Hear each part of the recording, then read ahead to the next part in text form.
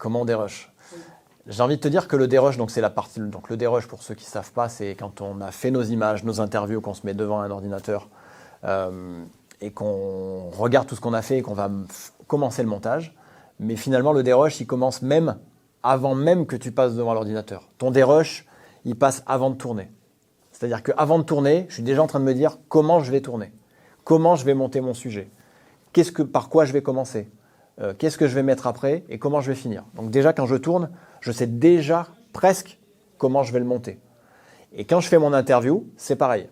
Quand tu fais une interview, l'idée, c'est pas de se dire je vais poser une question et je vais attendre comme ça 5 minutes qu'il ait fini de répondre mes 3-4 questions et on verra plus tard. Non.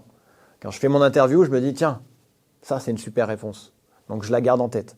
Donc je sais exactement, quand je me mets devant l'ordinateur, 95% du temps, je vais directement chercher ce que j'ai entendu et ce qui m'a marqué et ce qui va faire la bonne interview. Donc ton dérush, il est là.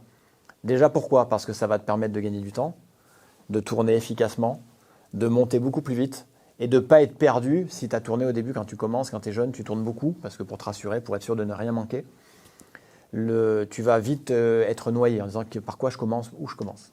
Mais plus j'aurai construit mon reportage avant, plus j'aurai été attentif à ce que j'ai filmé, plus mon dérush va être facile et plus il va être rapide et pertinent.